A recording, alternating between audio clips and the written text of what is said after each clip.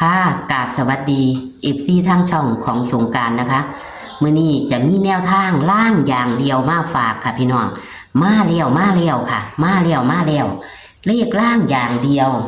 ไม่ต้องกลับมาเลี้ยวมาเลี้ยวค่ะพี่น้องหวดวังหันบ่ผิดหวังค่ะว่าลางอย่างเดียวกะมาลางอย่างเดียวแล้วก็ไม่ต้องกลับไม่ต้องกลับกะเข้าตรงๆของเเพิ่นให้วิ่งหกล่างอย่างเดียวไม่ต้องกลับให้62 63 64มา62ตรงเลยค่ะเดี๋ยวกับเขาตัวนิ่นนะคะล่างอย่างเดียวเพิ่นบ่ผิดหวังที่ทุกคนรอคอยมาแล้วล่างอย่างเดียวพี่น้องเอาเตี้ยนใจว่านนะคะเอามาฝากอีกคือเก่างวดประจำวันที่16กรกฎาคม69บ่ต้องกลับอีกคือเก่าพี่น้องแต่ว่าบ่มีเลขวิ่งบ่มีเลขวิ่งแต่ว่าเข้ามาหลายงวดแล้วงวดนี้งวดวังหันมาหาเฮางวดแรกก็เข้าตรง62งวดนี้เพิ่นให้มาหาหางพี่น้องเพิ่นให้มาหาหางเอาก็ขอกดไลค์กดแชร์ให้กับเซียนไส้ว่านเด้อค่ะพี่น้องกดไลค์กดแชร์ให้กับเซียนไส้ว่านเป็นกำลังแรงใจให้กับเพิ่นได้ยินว่าหาหางบ่ต้องกลับนะคะเอาจะเป็นตัวใดเฮาไปรับชมรับฟังกันได้เลยค่ะฮัลโหลอ๋อโทรศัพท์ข่อยก็ดีรับยากๆซะค่ะสวัสดีค่ะรีบให้หยังก่อน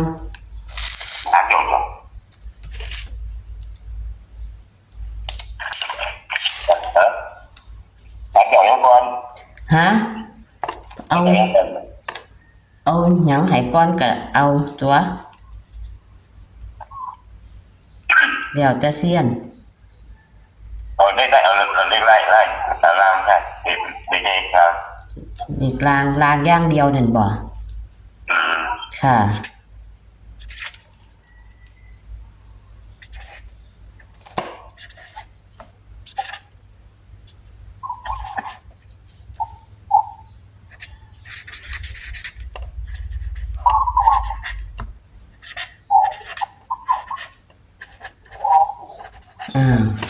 ล่างอย่างเดียวมีวิ่งน้ำบ่โอ้พี่ยังบอกอยู่ฮะอยู่ติเอาจับคูเลยบ่อันที่เคยเข้านั่นบ่ล่างอย่างเดียวที่เคยเจ้าให้มันที่เข้านั่นบ่แบบมันอันนัดก่อนเจ้าให้อันเข้าอัน62นั่นบ่หรืออันใดพวกเราแหละอืมพวกเราทำปีไม่นานหนึ่งนะ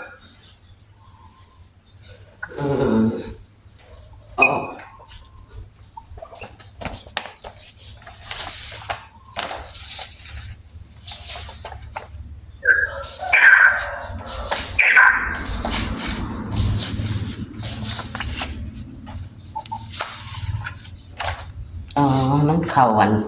ตรงนั่นบ่อ่ะค่ะมาแล้วเนาะล่างอย่างเดียว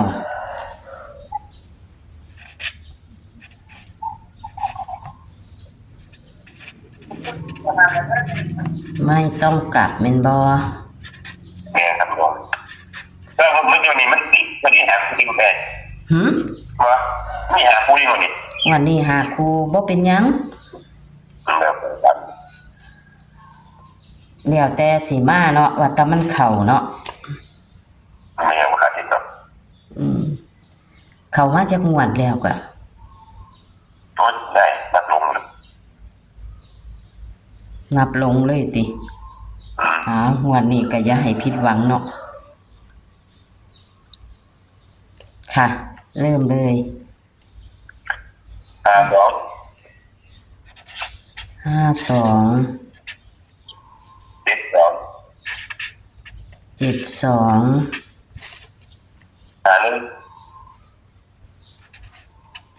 หนึ่ง 51 หกหนึ่ง 61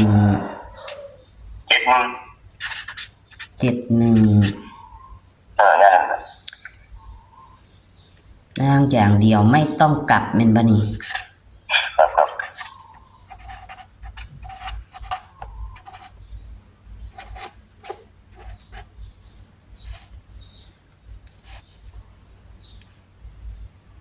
อันนี้ถือมานับบ่ถ้วน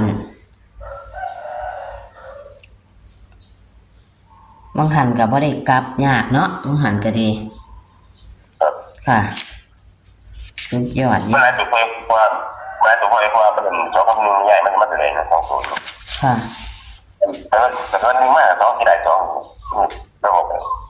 อืมก็เลยจับใส่ทั้งสองทั้งหนึ่งตัวนิ่นมันตัวใดค่ะ บอลูกัน เขาเจ้าบ่นิ่น วันนี้เขาตีมันไม่แยกเขาตีวันตีทำอย่างนี้เขาตีไลฟ์นี้เขาเห็นแล้วเขาตีเขาปวดก็มีไลฟ์ก็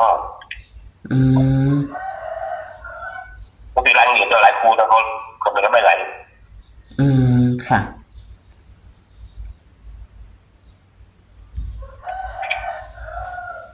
บ่นิ่นเนาะงวดนี้เนาะ ตีก้อนในมือขายกันมัน ค่ะ จะตีกัน หาซื้อลอตเตอรี่ไว้ก่อนว่าติ แต่ ซื้อ ป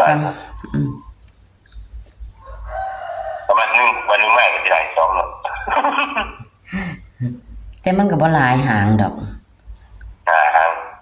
หาง5271516171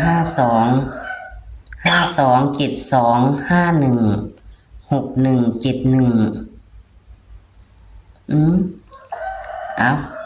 หนาลงทุนอยู่ดอกค่ะ เพราะว่าล่างอย่างเดียวการบนไว้จักหน่อยอยู่ดิเนาะ การบนไว้จักหน่อย ค่ะ กันบุญไม่ได้กันบุญหมด แม่นกันบนไว้จักหน่อยบ่สันดอก บอกติ รับประกันเลยเป็นลางอย่างเดียวเลยคักๆเลยแมันบ่นี่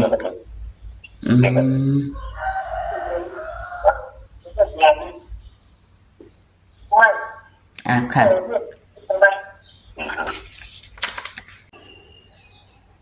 เลขล่างอย่างเดียวไม่ต้องกลับพี่น้องมาแล้วล่างอย่างเดียวไม่ต้องกลับวิ่ง6งวดก่อนวันที่1กรกฎาคม69เพิ่นวิ่ง6เพิ่นให้แค่3หาง626364เพิ่นเน้น2หางเน้น6263มา62ตรงๆค่ะพี่น้องเข้า62ตรงๆไม่ต้องกลับเข้าของเพิ่นอีหลีพี่น้องรีบสุดยอดเลยค่ะล่างอย่างเดียวเซียนไซว่านของเพิ่นนะคะนี่ค่ะล่างอย่างเดียวไม่ต้องกลับให้6วิ่ง6กะมาจับคู่เพิ่นก็ให้626364เข้า62ตรงๆและเข้าตัวนิ่นด้วยนะคะของเซียนไซว่านเด้อค่ะนี่คือหลักฐานของเพิ่นนะคะ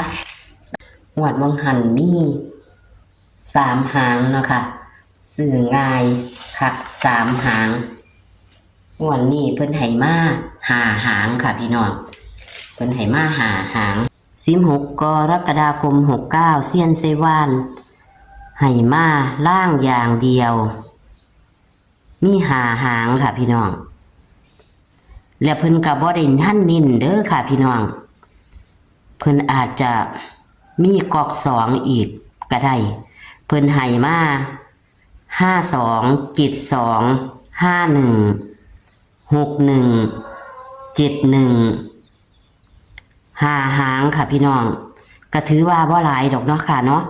สำหรับบ่ได้กลับพะนะพี่น้องบ่ได้กลับบ่มีเลขวิ่งเด้อค่ะเพิ่นให้มาจังซี่นะคะ งวดนี่ให้มาครบ5 หางเลยฝ้าวไปหาหยิบจับลอตเตอรี่ค่ะเลขท้าย2 ตัวแคปหน้าจอค่ะพี่น้องมาแล้วค่ะ มาก่อนใครมาแล้วร่างอย่างเดียวนะคะ ไม่ต้องกลับนะคะ นี่ค่ะเข่า62ตรงคือเพิ่นว่าอีหลีงวดนี้ก็ขอให้เข่าอีกนะคะ ขอให้เข่าขอให้มาอีก ผู้ใดมักตัวใดหยิบจับไว้เด้อค่ะแต่ว่าบ่หลายหางดอกเพิ่นว่าบ่ต้องกลับว่าสั่นเพิ่นมั่นใจงวดวังหันก็บ่ได้กลับเลยพี่น้องเอาขอให้โชคให้มานนะคะกับเซียนไชว่านงวดประจำวันที่16 กรกฎาคม 69นะคะล่างอย่างเดียวไม่ต้องกลับบ่เปียงเงินพี่น้องเอาเข้าหลายงวดแล้วเพิ่นว่านับบ่ถ้วนงวดนี้ก็ขอให้เข้าอีกถือว่าบ่หลายหางเพิ่นนิ่นว่าบ่ต้องกลับพะนะพี่น้องถ้าเฮากันไว้จักหน่อยก็ได้เนาะค่ะเฮาก็กันไว้จักหน่อยก็ได้เอาคลิปนี้ก็ฝากไว้ซ้ำนี้ค่ะเป็นแนวทางรัฐบาลไทยเด้อค่ะโชคหมานๆกับเซียนใจว่านค่ะกดไลค์กดแชร์ให้กับเซียนใจว่านและก็ขอบคุณที่กดไลค์กดแชร์ให้นะคะคลิปนี้ก็สวัสดีค่ะ